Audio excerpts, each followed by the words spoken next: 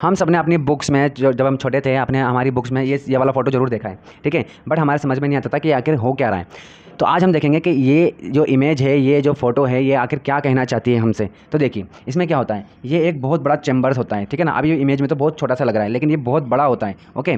एक टावर जैसा होता है, ये बहुत बड़ा सा होता है। इसमें क्या होता है, नीचे की तरफ आग लगाई होती है, ओके। और ये जो टेम्परेचर है ना, धीरे धीरे धीरे धीरे देखिए, जो जो नीचे है ना, नीचे की तरफ सबसे ज़्यादा टेम्परेचर होता है, और जैसे जैसे आप ऊपर बढ़ते हो वैसे वैसे टेम्परेचर डाउन होता जाता है। इसमें क्या होता है, देखिए, जैसे कि यहाँ पर दिखा रखा है आपको, यहाँ पर कितना है, 350 डिग्री सेल्सियस है। जैसे आप ऊपर जाओगे 250 डिग्री सेल्सियस, उसके बाद 180 degree Celsius, 100 degree Celsius and 25 degree Celsius, इस तरीके से। और ये कॉमन सेंस है, वैसे भी जहाँ आग लगेगी वहाँ टेम्परेचर ज़्यादा होगा, जैसे जैसे आप दूर जाओगे वैसे वैसे टेम्परेचर डाउन हो जाएगा। अब देखिए इसमें क्या होता है, यहाँ देखिए क्या होता है, जो क्रूड ऑयल है, क्रूड ऑयल पता है क्या होता है, ठीक है। ज़मीन में से जो निकलता है, ज़मीन में से कुओं में जो तेल के जो कुएँ होते हैं ना, है ना, अक्सर बच्चों को क्या लगता है, हमें क्या लगता है कि ज़मीन से सीधा पेट्रोल निकल के आ जाता है। ऐसा नहीं होता है, ठीक है। कि जब मैं छोटा था तब मेरे को भी ये लगता था, जब पेट्रोल पंप पे पेट्रोल भरवाने जाते हैं तो मुझे लगता था कि नीचे कुआँ है और वहाँ से सीधा पेट्रोल, ज़मीन के अंदर कुआँ है और वहाँ सीधा पेट्रोल आ जाता है बाहर, ठीक है ना। ऐसा नहीं होता बेटा, ठीक है। होता क्या है, वहाँ से गंदा सा ऑयल निकलता है, बहुत क्रूड ऑयल, जिसे हम क्रूड ऑयल बोलते हैं, ओके। ब्लैक कलर का होता है और उसमें वो एक तरीके से मिक्सचर होता है सब तरीके का ऑयल, ठीक है, जिसमें पेट्रोल भी होता है, डीजल भी होता है, केरोसिन, है ना, और डामर, जिसे हम डामर बोलते हैं, बिटुमिन्स, है ना। एक्चुअली में क्या होता है, वो बिटुमिन्स उसका नाम है।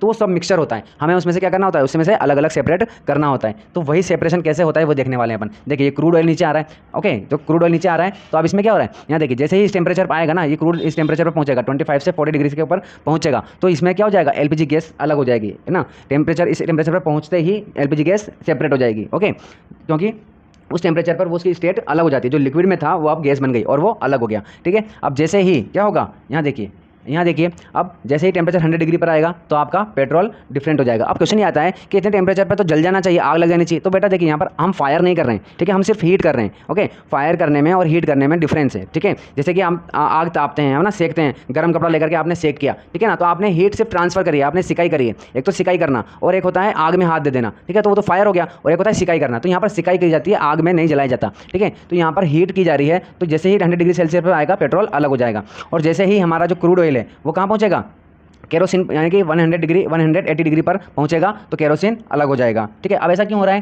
कि अलग अलग टेम्परेचर पर अलग अलग ही सब अलग हो रहे हैं, ऐसा इसलिए हो रहा है क्योंकि ये इतने ही टेम्परेचर पर ये अलग स्टेट में कन्वर्ट हो जाते हैं, ठीक है ना। जैसे कि केरोसिन है तो ये 180 डिग्री पर सेपरेट होता है, ओके। तो ये 25 डिग्री सेल्सियस पर कुछ भी फर्क पड़ेगा ही नहीं, लेकिन जैसे ही ये 180 डिग्री पर या 200 डिग्री सेल्सियस पर क्या होगा, पहुंचेगा, तो इसकी स्टेट चेंज हो जाएगी और ये उसमें से सेपरेट हो जाएगा। समझ पा रहे हो, इस तरीके से। तो ये बिल्कुल ऐसा है जैसे कि किसकी कैपेसिटी कितने खाने की है, जिसने उसने 2 रोटी की है, 2 रोटी खा के वो अलग हो जाएगा, किसी की 4 रोटी की